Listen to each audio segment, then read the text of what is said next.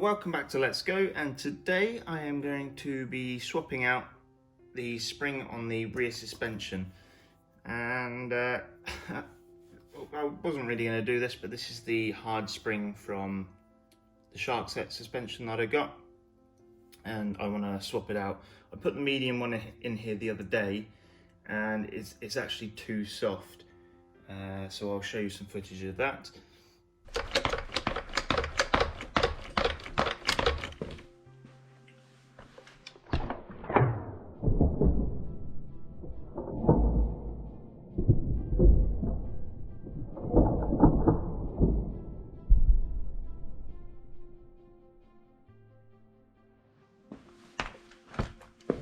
And we're going to put the hard one in there. I quite like the yellow look on there, and if that fails we'll just pop the black one back in. But as you can see, they're pretty much the same, slightly thicker paint on there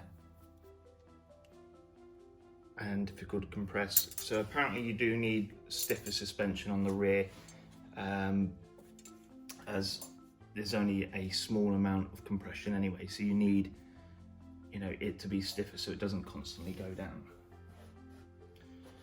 I have taken this out on the road and tested it and tried it, and it's okay. It's better than having no suspension. There could be improvements on here. For instance, these in here could be proper bearings, and they could also be proper bearings in the pivot points. They're not bearings on these, especially down here. They are like barrel, it's like metal barrel bits that slot in there. You can see that on the install video. And essentially all we need is a couple of Allen keys really, or hex keys. So I like to use this set. This is the set that I've been using from Presh. It's a German manufacturer. It cost me about, I think it was about £15. And it comes with your inches and your metric system. And I will leave a link to this one down in the description below. So essentially we need two Allen keys on this. I'm going to use the 3/16 and the 5mm, fairly similar. The 3/16 is slightly smaller. You've got two bolts here. They are both Loctited in. So it becomes a bit tricky when you're trying to get both of them out, because the barrel here actually rotates this part here. So we're going to crack off one and then tighten it back up a little bit just to break the Loctite loose, and then we're going to go ahead and crack off the other one, and then they should both come off.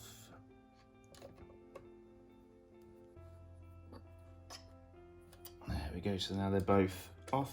I did this the other day, so the Loctite is not actually on there at the moment. Oh, in this case the actual barrel was coming out.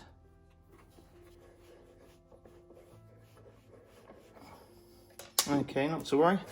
We'll just pull the barrel out just like so, and then we'll pull those bits off.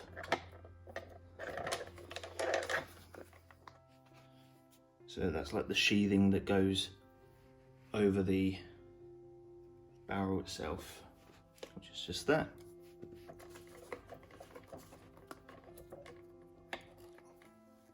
It might help if you have something to pop under. the scooter because it will drop.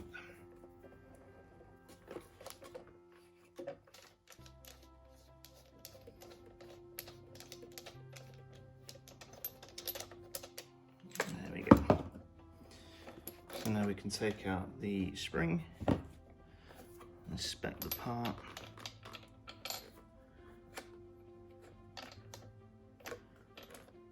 Looks good here. And we're going to take the hard spring and just pop that in.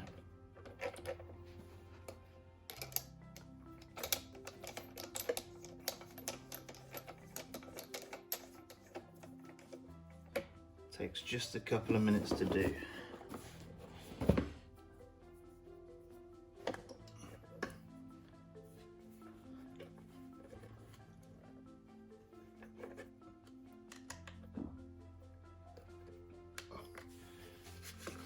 So just loosening that off should give us a bit more clearance to push it out a little bit more. Ah, there we go. So it's given us a bit more clearance, which is fantastic. Make sure that that's in.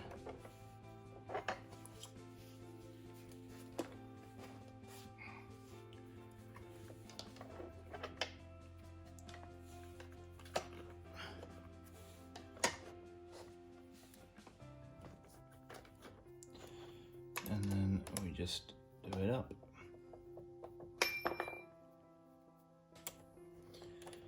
There we go. So that is now on. And we'll just tighten that up.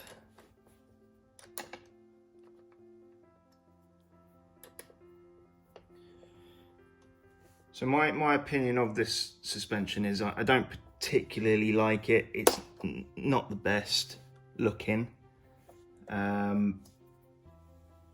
but it's suspension, and it's nice to have suspension on the front and the rear opposed to just the front. The monorim one for me is just not something that I say this quite a bit in my videos, but the monorim one actually does look okay on the rear suspension, but I'm not paying their prices for it, and I'm not going to drill my scooter just in case I need to put it back again later.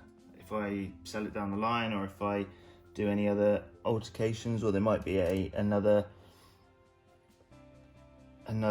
suspension type that comes out for the rear, I want to be able to test that out, and I want the flexibility to be able to do that without permanently altering my scooter. And that's essentially what they're forcing you to do. And even if their suspension is much better, I don't think it justifies the cost of it right now. And obviously that issue where you have to drill the scooter as well.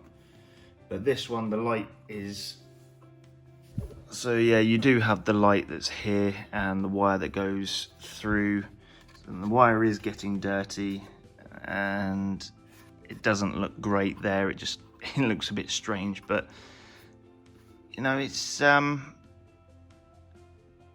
it does its job. It works. So now we've got the hard spring on there. What we're going to do is just adjust it and tighten it up. You can adjust it a little bit or a lot. I'm going to go down a few threads because we want to make sure that we've got enough thread between here and there.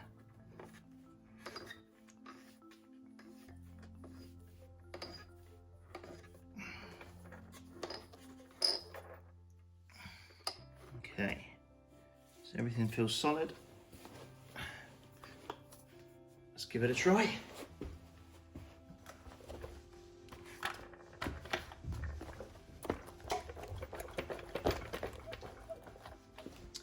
Ah yes, that feels much better.